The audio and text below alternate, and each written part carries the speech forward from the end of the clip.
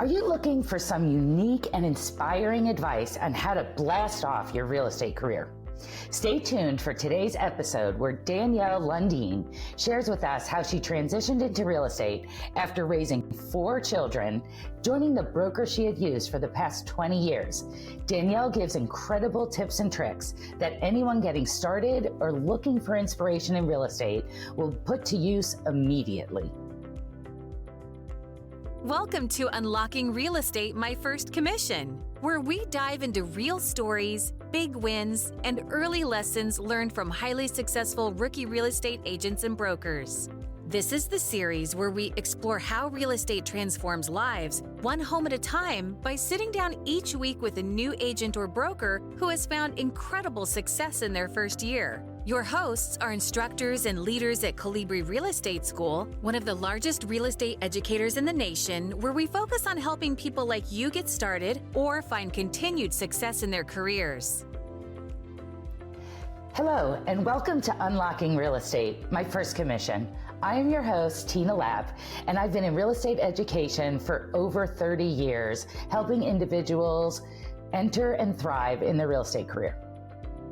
And I'm Mara Madge. I've been a licensed broker for 20 years now, working and teaching pre-licensing in several states to up-and-coming agents.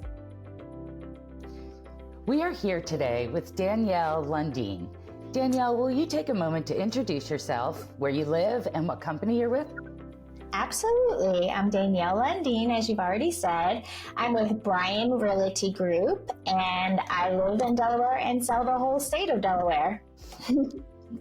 That's great, Daniele. And so what were you doing before you got into real estate? Oh, wow. What was I doing? I spent 20 some years raising my 4 children who are now adults. And then right before I jumped into real estate, I worked for Autism Delaware, which I really love, my autistic adults. I was a direct support professional for them in their jobs in the community. Okay, so you're doing this. How'd you come upon real estate? Why? Like, how did you get attracted? Yeah. This goes way back. So 25 years ago, fun fact, my broker, Andrew Bryan, was my real estate agent. And we bought and sold with him about 4 times over and over again. And we absolutely loved it. And I always loved real estate. I'm obsessed with houses and decorating and all the things that have to do with homes. And so I just always have loved it. But obviously I wanted to raise my children. It was important for me to stay home. And I was blessed enough to be able to do that. So I just waited until they were off doing their own thing and they graduated high school. I was like, it's my turn and this is what I want to do. I want to sell houses and I love it. Wow, that's incredible that was the broker that you worked with after all these years. I always told him I was going to come work for him one day and he's like, come on girl, I got you. And you did it. That's great. So was there a moment or something that happened that you said, like, now's the time? Kids being gone, it sounds like, and just... Yep. My son was graduating high school. My last son, I had 4 kids, like I said, 2 girls and 2 boys, and the last one was graduating, and I was just like, what am I going to do with my life after they graduate? Because that was all I did, was take care of them and love on them.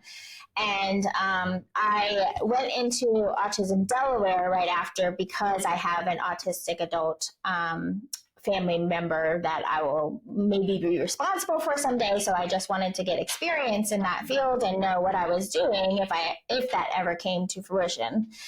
And then I was just like, I just have always wanted to do real estate. And I told Andrew that I would be with him someday. So I just went through and decided that's what I was going to do.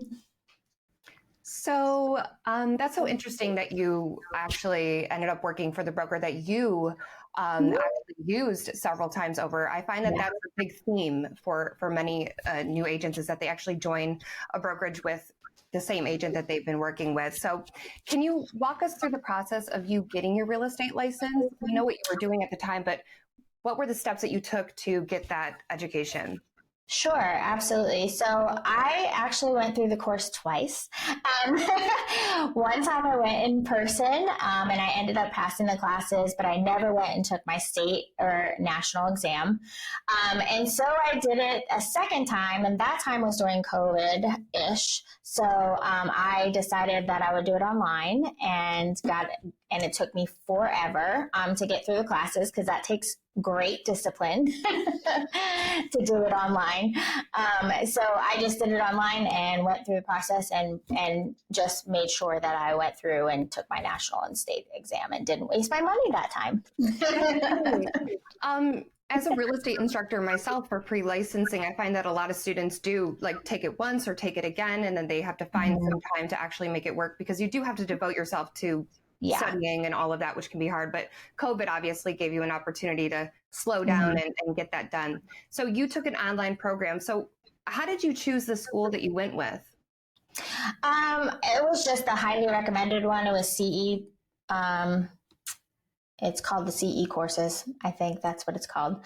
And it was just the top rated real estate course online at the time.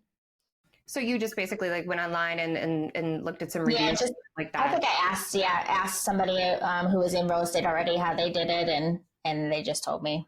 Great. Yeah. And so during that time period, did you face any sort of challenges with studying, the education process, the licensing process, like filling out your application and stuff like that? So obviously studying and taking the test, it was nerve-wracking. I hate taking tests. So yeah, it was like, oh, okay. So I wanted to make sure I knew what I was talking about, and understood what I was getting into. It helped that I had already been through it once in person too, but there was definitely challenges in just staying the course and getting it done for sure. It does take a lot of commitment. You are absolutely right about that. Yeah. So Danielle, you did it twice. So now you know your stuff, right? Coming out of that exam, you know your stuff. What were your expectations? Like going into your first year, you're leaving behind some, several years of your work, and now you're in real estate. What'd you expect? So I actually expected great things. I thought I would be really good at it and it would be an easy thing to do. No stress. I thought it was going to be smooth sailing. However, I learned something new every single day in this business. I bet you do. Yeah. So how long after you went through the courses twice, you got there, you finally took the state exam, how long after that before you had your first closing? Oh, that's a good question. I believe it was in February. So I got licensed in November, and I think my first closing was in February. Yep. Okay. So it took a couple months. Yep. Yeah, less than 3 months. So that's congratulations on that. And here you are. So any memorable or funny experiences from your early days when you were still learning and didn't quite know what you were doing yet? So my first contract that I ever wrote is very memorable because it took me 3 hours. Normally, now it takes me like 10 minutes. It took me 3 hours. I had no clue what I was doing. And I had an agent walking me step by step by step. So the time that it takes to write contracts and get your handle on that there's like a big learning curve, obviously. So you mentioned that someone was there to support you and walk you through that contract process. So did you have a mentor in your office? So the great thing about our office is we have like 40 some agents, 43, I think we have agents, and we have such a team atmosphere. Everybody helps each other. So there wasn't necessarily like a training or something like that. My broker loves to just throw you in the bathwater and get you wet. And so that's what he did. And you just kind of learn as you go and ask questions. And all the agents in this office are amazing. We love to help one another and we work as a team. So it's really important to have a good support behind you.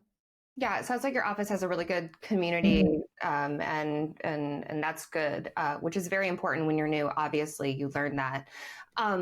So during that first year, did you find that you had any major challenges that you faced? I had no boundaries. That was a big challenge because, as most of you know, if you've been in real estate, you know that people just want you whenever they want you, and you want to sell a house, so you're always available and you're always, jumping the gun. I mean, I stayed up till like 11 on the phone sometimes with people at night, and early in the morning, as early as 5:30 in the morning. And I just had no boundaries. I still kind of don't, but that also set me apart because a lot of people do have boundaries. And so it set me apart as a real estate agent to know that they could reach me anytime they needed me and whenever was convenient for them. I can relate to that so much, and I think many other people can. Yeah. And that particular challenge is tough because obviously we want to be as communicative as possible with our clients, but balancing a social life, especially when you're doing so well in real estate, can be a little bit difficult. So, thank you for sharing that, because I think a lot of people will kind of find themselves in the same situation when they first start. Mm-hmm. Yep. So Danielle, I got to ask, here you are, you're a new agent. You in your first year, I believe, sold $9.8 million, like amazing. How'd you do it? Like, how'd you establish yourself as a new agent? We got to know. There's a lot of different things I would say that I implemented and did. One of those being I just chased after it. Like if somebody seemed a little bit interested in the house, I would make them really interested in the house. So I would go to that house and I would take a video tour and send it to them. I did sell a home that way. They weren't planning on buying right away, and they're like, but we saw this house and we're really interested. So I was like, all right, I'm just going to swing by there and take a video and send it to you. If you really like it, you can come and see it. And that got them, excited about the house, just watching the video. And they're like, oh, we have to see this in person. And so they actually made the trip sooner than they thought they would. And they bought that house, and it is gorgeous. They've gone in there and renovated it, and it's awesome. But I've done that. I also have taken pride in the way I do business, always having a folder with all of the listings, having little pocket listings in there that maybe they didn't ask to see, but I thought might work for them, showing them different things too, because not always everybody knows what they actually want until they get out there and they start thinking through their lifestyle and their process and all that. But there's so many things. I can go on and on and on about this forever, about just different things in business to do to help create more business. Yeah. How'd you establish credibility as a new agent? Yeah, so I think because I had the personal experience of being a buyer and also a seller, I can relate to a lot of people. And I'm 46, I have 4 children. And so I just have a lot of relatable things. I love people generally, and I really want to see them. I'm not in it to just sell you a house. I want to see you happy in that place forever and longevity. So I'm not going to just, throw you into something that you're not going to be happy with long term. And I just feel that I'm relatable to a lot of people in a lot of different stages of life. So when you started, did you target a particular audience? How'd you create your client list? Yeah, so I did not. I just took all the leads that came into me and I chased after every single lead. The one thing that sets my brokers apart from most brokers too is that they do support us a lot with a lot of different avenues for a lot of different leads. And so this year is something that I'm trying to focus on is what is my niche, what do I really enjoy? But really, I just love everybody in every stage of life. And I think because I've been through so many stages of life, I can relate to a lot of people. So I hate to hone in on one thing, but, it helps to have a direction sometimes too. And it sounds like you really establish relationships with your clients. And how do you do that? How do you build that relationship? How do you maintain that relationship with a client once you get them? Yeah, that's a great question. So I always tell them, you're never getting rid of me. You have me forever. I'm your family now. And I do once a month pop buys. So I have a company, a lender company that makes them for me. And it's just a little something to say, hey, I'm thinking about you, love you and your referrals, because that also is the greatest part of our business is personal referrals. And then I also throw a client party every year. So I throw an end of year client party, which nobody else actually in my brokerage does it. It does cost a lot of money, but I have affiliates help with that as well. But my clients love it. And it's my client appreciation party. That's what I've named it. And it's just great. I have live music. I have catered food. I have gifts for everybody. I have giveaways, and I just make it wonderful because I really do appreciate them for their business. And I want to continue our relationship. And so I'm always keeping in touch with them. Even if I'm just driving down the road, going to show another house and I think of a client off the top of my head, I'd give them a call and just talk to them and see how they're doing. And they love that. I love the idea of that. I think that's so creative and a great way to stay connected. Not only will these people very likely continue to use you, they'll certainly send their friends, their family, their coworkers to you. Frankly, I want to be invited to this. Yeah. Come by. Hey, Delaware is a good place to buy a second home. So look, she's already working on me. So can you share a story about a client interaction that really stands out to you? Oh man, there are so many client interactions that stand out to me. Wow.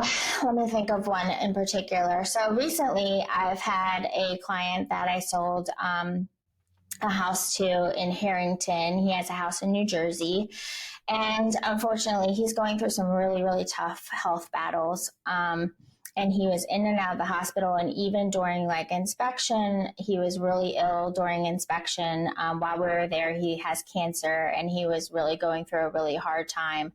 But he was so incredibly joyful to buy this house because apparently his house in New Jersey is old and he has a lot of stuff in it. And he just wanted a new, fresh start, even while he's going through this extremely difficult time. We all know somebody who has been affected by cancer and how tough it can be, especially in the later stages of a cancer patient. So he was just so incredibly excited to buy this house. And I was so happy to secure it for him. It was a battle because there was multiple offers and it was a hard thing to secure.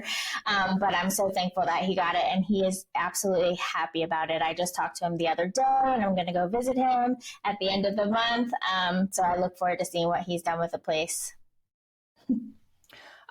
So I relate a lot to what you just said. I think that we work a lot with clients who are not always in the best situation when they're purchasing or selling their property, from selling a property after a loved one has passed to short sales before foreclosures and things like that. And so divorces and, I think being able to connect with someone and have that level of trust when they're going through something so important in their lives is key when you're working in real estate. And you seem like you're sort of perfect for something like that. So it's no surprise that you're so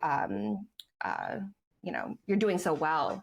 So that being said, where do you see yourself in 5 years? It's kind of a hard question, but where do you think you see yourself in the real estate game? Oh, like everybody, I have so many hopes and dreams, right? Of course, I want to be a multi-millionaire. No, I'm just kidding.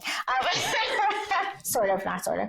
Anyway, no, I really, I love Delaware. I'll always have a place in Delaware, but I do have a special place in my heart for Smith Mountain Lake, Virginia. So we had a lake house there before, and I would love to have another lake house there. And still have a place in Delaware and still sell in Delaware, of course. But so in 5 years, I see myself there. We are starting a new Luxe division here. And I'm heading that up as well. And so I'm so excited about that. So I see that soaring in 5 years. I see no more lead generation, but all referrals in 5 years. And just enjoying life, honestly. Yeah, that sounds great. And if you reach that multi-millionaire status, I'm sure those end of year parties will get more and more exciting. So I am licensed in multiple states and I've moved around myself. So do you foresee yourself getting a license also in Virginia at some point?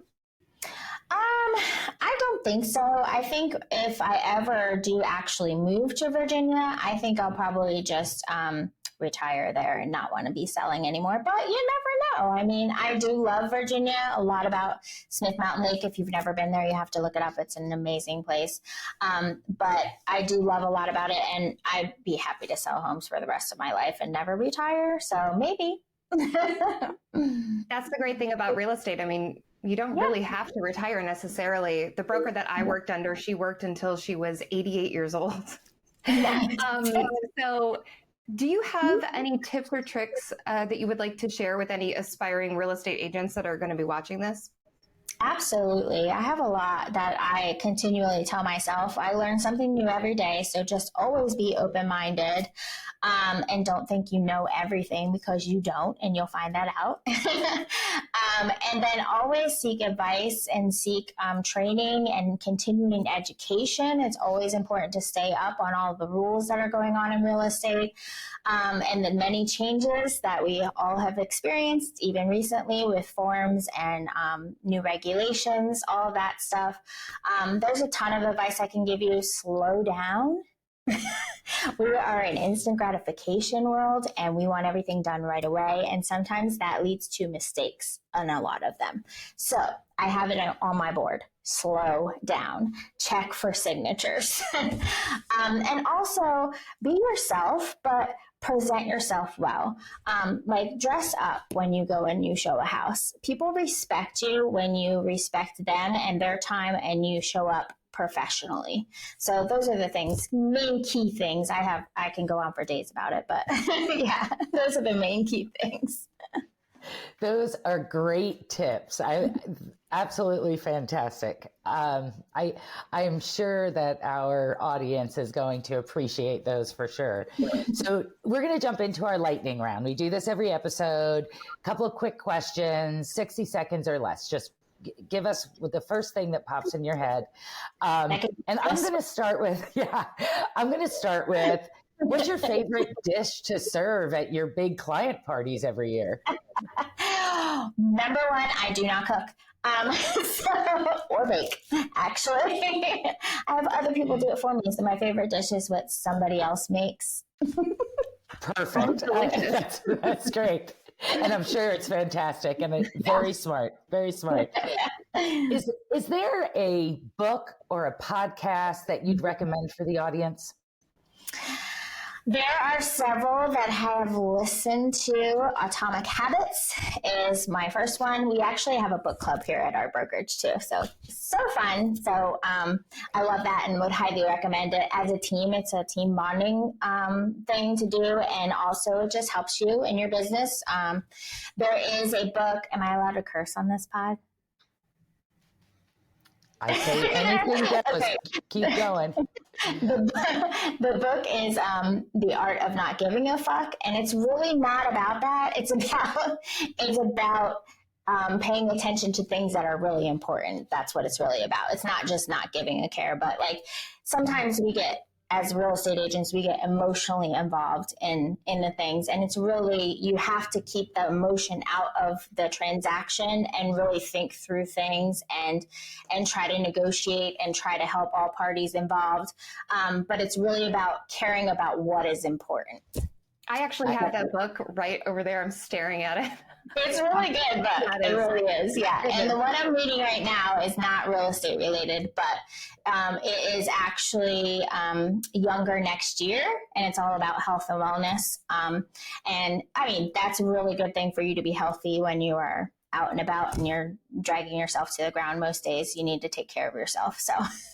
Yeah, it's a great reminder. All of those, like great reminders about how to live life. So if you had a time machine and you could go back to the day you started this journey in real estate, what advice would you give yourself?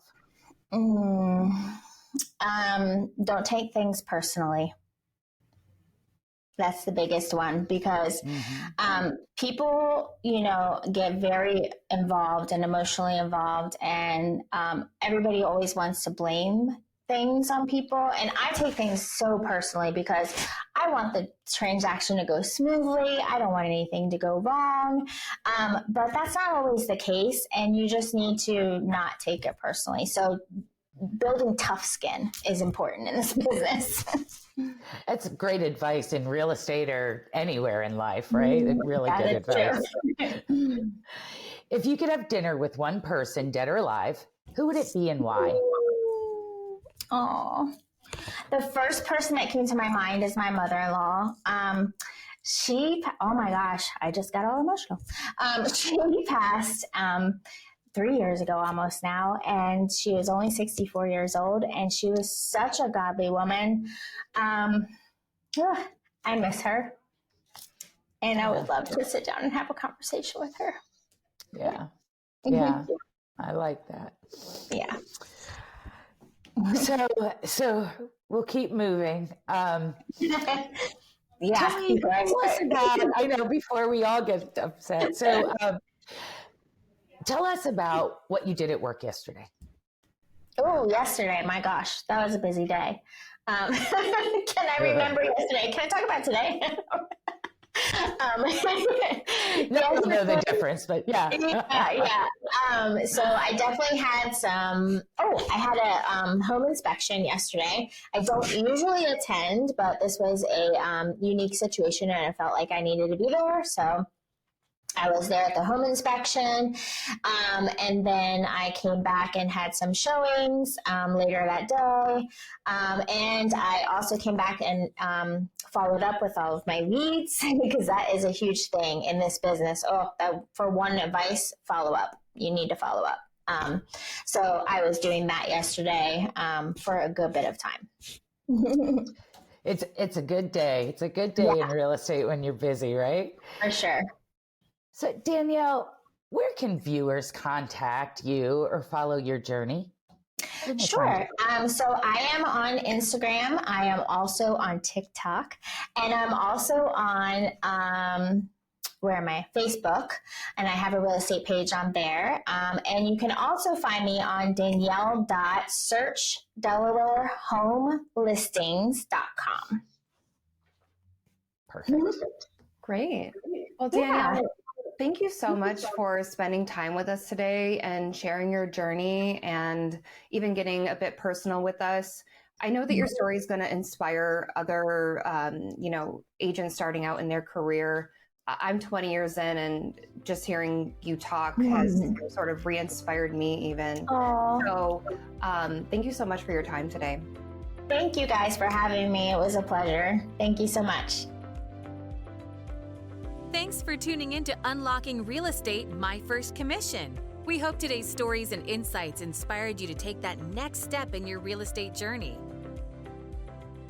If you enjoyed this episode, don't forget to like, subscribe, and hit the notification bell so you never miss an episode, or head over to our channel to see some of the other content we've produced. We'd also love to hear from you. Drop a comment below with your biggest takeaway or a question for our next guest. If you have a recommendation for someone we should interview, please send a note to unlockingrealestate@colibrirealestate.com.